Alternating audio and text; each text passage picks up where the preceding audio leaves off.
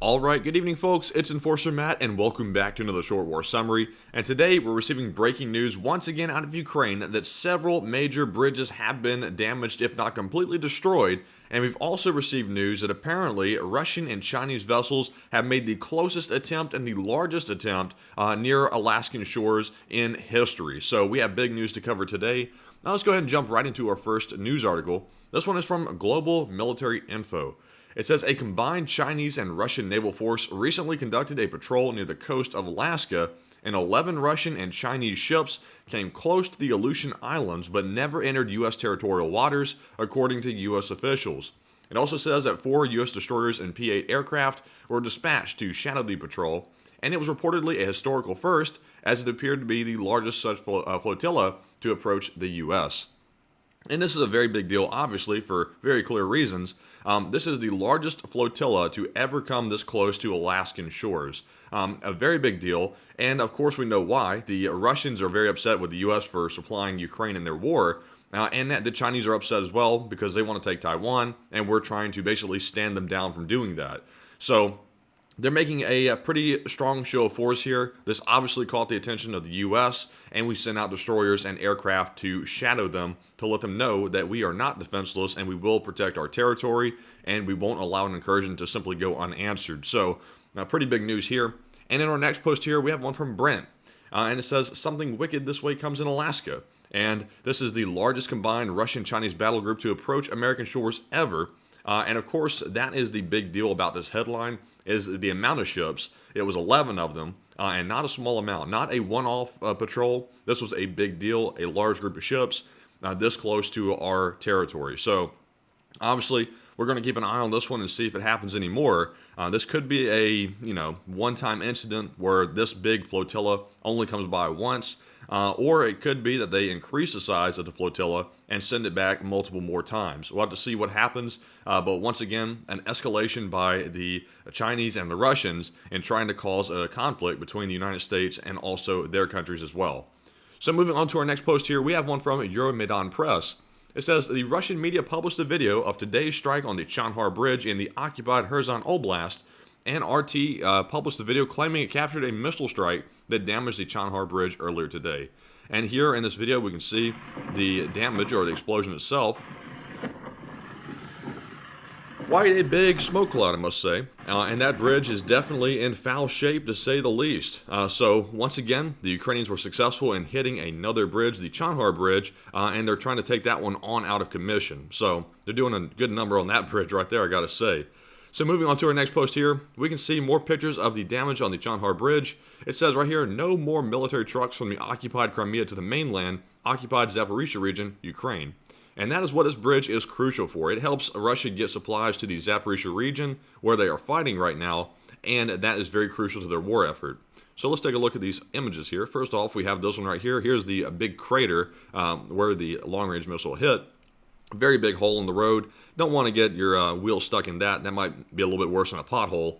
And moving on here to this next image, we can see that there is the bridge right here. There's some more damage in the center. There's a big hole right here in this one. So they're doing some pretty sweet damage to these bridges, and they're going to get fixed before they can drive trucks over them. But knowing the Russians, they'll probably try to straddle that pothole if it's even possible, and see if they can get through. So we'll have to wait and see if the Russians are actually held up by that, or they just simply go straight through it. You never know with the Russians.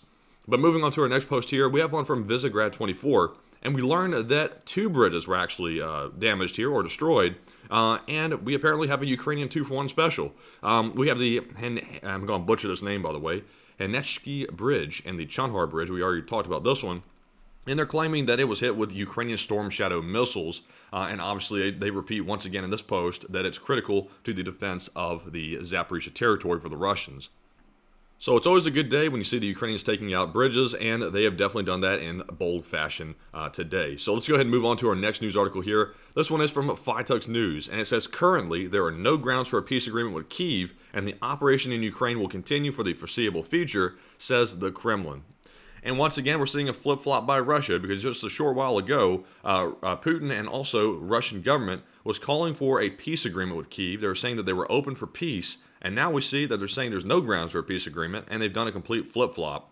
I'm not sure if something has changed positively for the Russians to make them think they can hold out or what. But once again, it's the Kremlin playing weird games and also playing games of just basically deception that they're actually open to peace. So that was reported by TASS, which is Russian media. So that is what they're saying. And with that, moving on to our next post here, we have one from Zero Hedge. It says Moscow airport temporarily halts flights after a failed drone attack.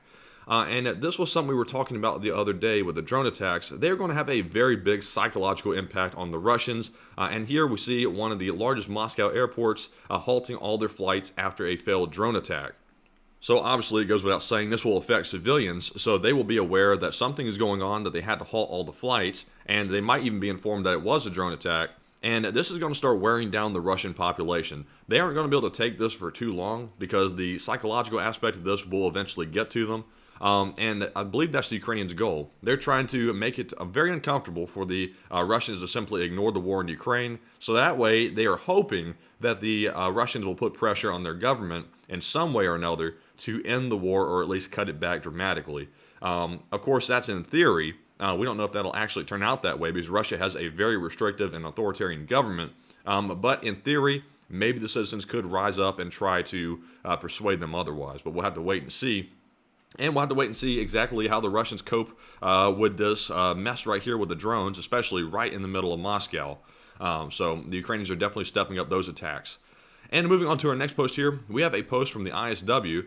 And we kind of covered this last night on our stream, but just in case you missed it, and we do have some more details about it, it says Ukrainian officials issued a notice to mariners that Ukraine may strike vessels near Russia's Black Sea ports, a measured response to continued Russian strikes against Odessa, which is Ukraine's main port, since July 17th. And here we can see down here, this is the areas right here where Ukraine might attack vessels. They issued an official notice and they sent it out to these vessels, these civilian vessels from Russia, and they told them that they could go under attack. This is an area of war now, according to the Ukrainians. And of course, we do know that in the Kerch Strait, a very large oil tanker of the Russians was hit. A massive hole was put into the side of it, and it is out of commission. And it looks now that Ukraine wants to expand even further down to hit other vessels as well. So it looks like Ukraine is definitely stepping up to their promise they made a short while ago that they're going to start attacking any vessels they deem might be supporting Russia's war effort, and they're going to deem all of those military targets, even if there's not necessarily evidence linking them to it. They'll assume it is an attack anyway, or at least that's what the Ukrainians are saying right now. So with that, moving on to our next post here, we have one from Fitex News once again, and this is one about the presidential elections in Russia. And the Russians are really getting pretty bold with just saying things how it is. They said here, quote unquote, and this is a Kremlin spokesperson saying this, our presidential election is not really a democracy, it is costly bureaucracy, and Putin will be reelected next year with more than 90% of the vote. And they are just coming out and saying that right out in the open. They're not even trying to hide that anymore. So that's kind of shocking to an extent. But we already knew that in the West. Also, we see down here that the Kremlin spokesperson, Peskov, says that Russia has no plan to control territory beyond the 4 Ukrainian regions annexed. So this part is interesting because apparently the Kremlin has no interest in taking more territory and controlling it. But once again, this could just be word games because obviously they're fighting a war to take Ukrainian territory and they're trying to fight for more of it. So, you know, take this with a grain of salt. It is the Russians saying it. And also we have, the spokesperson apparently losing his mind here and saying that they're basically going to get 90% of the vote before the election even happens. So, just take this for what you will. It is the Russians speaking. But moving on to our next post here, we have one from Patrick Fox. And this is going to slightly delve close to politics, but I'm going to avoid the political implications of it and simply look at the facts. It says here that Europe is simply unwilling to invest in its own defense.